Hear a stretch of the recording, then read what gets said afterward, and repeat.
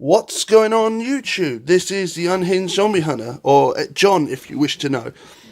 Bringing you today, instead of a video game, I'm bringing you a deck profile for my Yu-Gi-Oh team at Zephyr WarGames. So it is my up-to-date Ancient Gear deck profile. So without further ado, I will crack straight on into it. So let me just pause. Okay, so starting off the deck profile, I am running two different, one Ancient Golem and one Ancient Golem Ultimate Hound, one Ancient Gear Gadgetron Dragon, one Reactor Dragon, one Ancient Gear Hydra, yeah, that's right, one Ancient Gear Gadgetron Chimera. So these are pretty much your boss monsters that will inflict piercing damage if you sacrifice like yellow, green, and red gadget with 1, 2, 3, and 4. Golem just inflicts piercing damage. Ultimate Hound just basically, if you discard a monster from your hand, you can attack your opponent multiple times. So yeah, that's my boss monsters for this deck. So, you know, I don't care. Next, I'm running triple Ancient Gear Box. Sorry, I can't keep my camera straight. Yeah, triple Ancient Gear Box. Again, if this card is searched from your hand via card effect, or it not disconcluding it being drawn, you can add one level 1 Ancient Gear monster with 500 attack or defense points. I'm also running the one Ancient Gear Engineer. Again, it's the only monster that will have the same attack and defense points, but when it attacks and inflicts piercing damage, it also destroys one spell or trap card your opponent has set. So it's a quick way to get rid of one of those Solemn Judgments, Solemn Strikes, or Solemn Warning Brigades, or anything. Again, after that, I am now running triple Ancient Gear Knight. Again, I know it's a Gemini and it's treated as a normal monster, but it will gain the effect that your opponent cannot activate spells or traps during the battle phase. And then after that, I am running triple Ancient Gear Wyvern. Now, this card, if it's searched out by any other Ancient Gear means necessary, or you draw into it, you can search one Ancient Gear monster from your deck and add it to your hand. But for the rest of the turn, you cannot set any spell or trap cards face down on the field. Again, it's a way to search out an Ancient Gear. Then afterwards, I am running triple Ancient Gear Hunting Hound. Now, the reason I'm running 3 Hound is, it's a quick way to burn your opponent for 600 life points, and it's a quick way to go into a fusion monster. So, for example, if you want to fuse into, I don't know, Howitzer, or on turn 2, or go on turn 1, go into Howitzer, or turn 2, you go straight into Chaos Ancient Gear Giant, or turn 3, you go into Ancient Gear, Ultimate Ancient Gear Golem. Then that way, you've literally, you've basically just won the whole bloody game.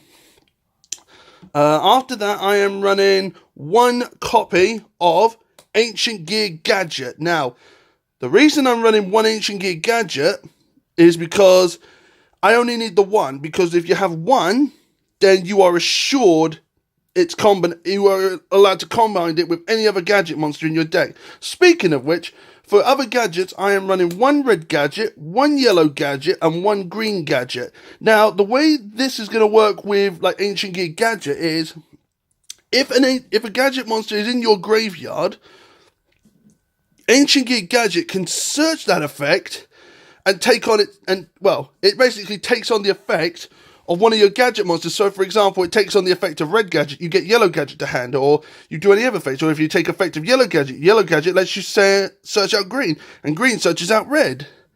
And then the combos are just never ending. So, yeah, I'm going to be doing a fair few test hands with this deck, but this is one deck profile update that I figured, because my low tier performance has been discontinued, and it's no longer applicable to anyone, so I'm sorry if any of you were watching it, but it might still be on the system, but it doesn't, I can't access it anymore, so it's unapplicable to me, so Unhinged Zombie Hunter will be bringing it to you. But yeah, that's it for the monster lineup. Now onto the spells and traps.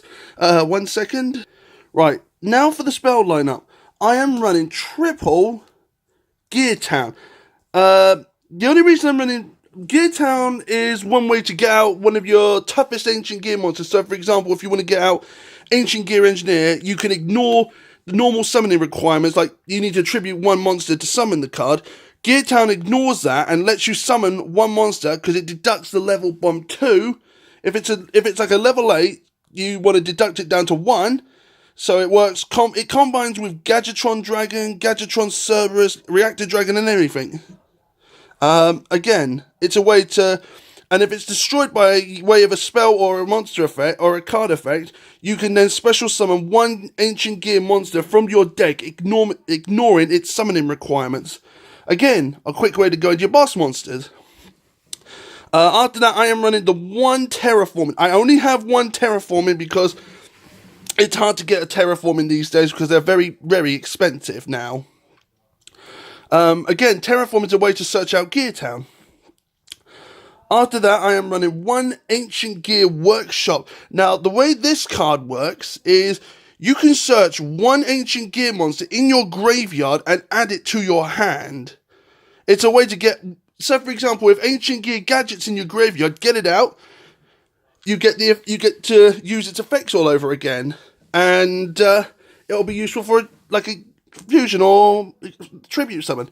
After that, I am, like, running triple Ancient Gear Fortress. Now, the way Fortress works...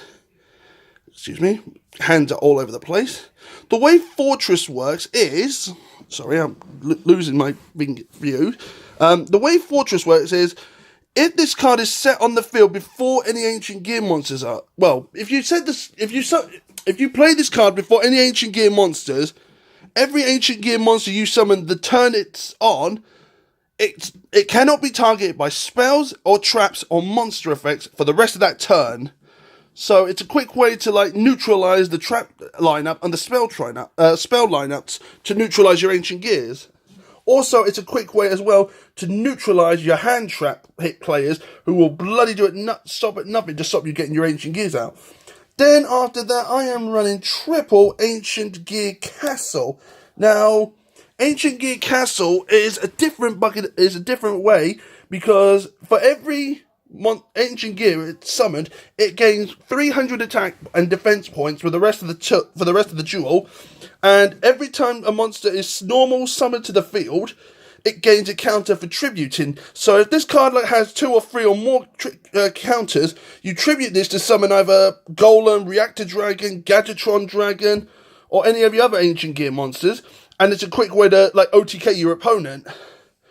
Then after that, I am running triple Ancient Gear Catapult. Now, again, this card works well with Gear Town, Fortress, and Castle. What it does is if you control no monsters on your field, you can target one Ancient Gear spell or trap card on your field, pop it, you get to special summon one Ancient Gear monster, ignoring its summoning conditions, with Catapult. Fortress means you have to normal summon a normal Ancient Gear monster when it's destroyed from your hand.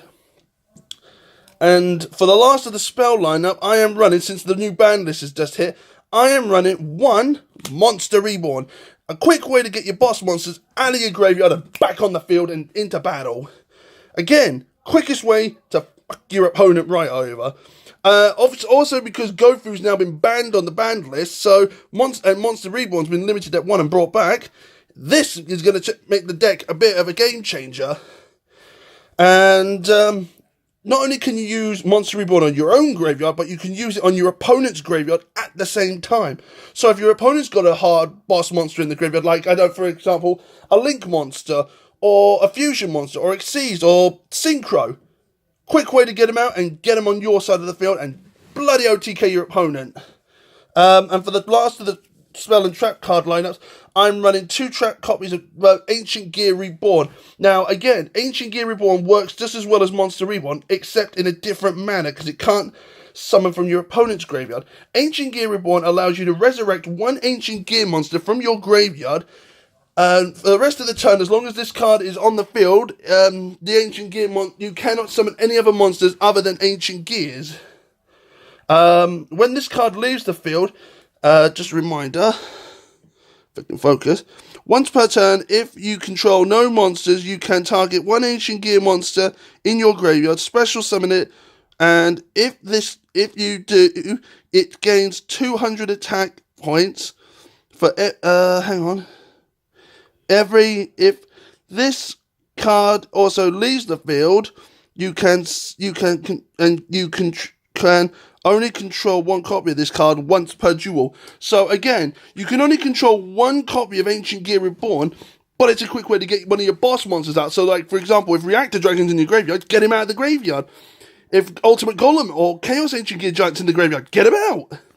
A quick way to dick your opponents over. Right, that is it for the monsters and spell and trap lineup. Now on to the extra deck lineup. So 1 second. Right, for the Link lineup, I am running one Proxy Dragon and one Mrs. Radiant.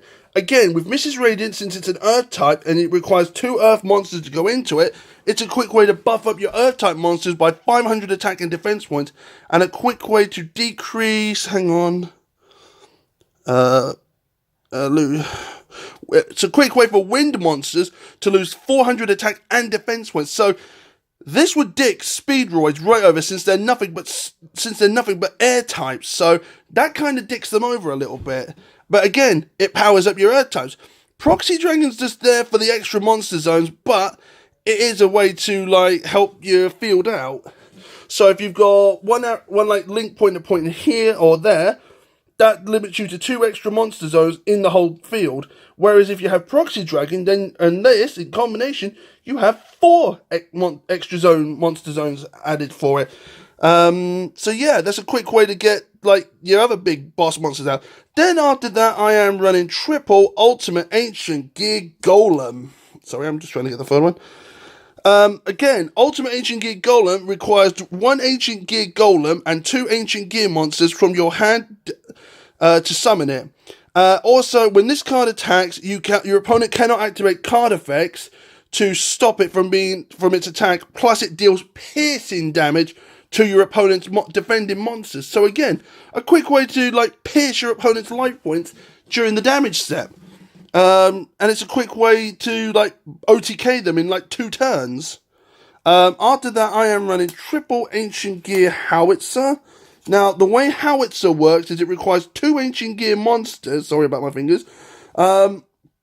Ancient Gear Howitzer isn't a very powerful boss once. I mean, it only has an attack strength of 1,000 attack and 1,800 defense points. And its effects are, when it's summoned to the field, it is unaffected by card effects like monsters, spells, or traps.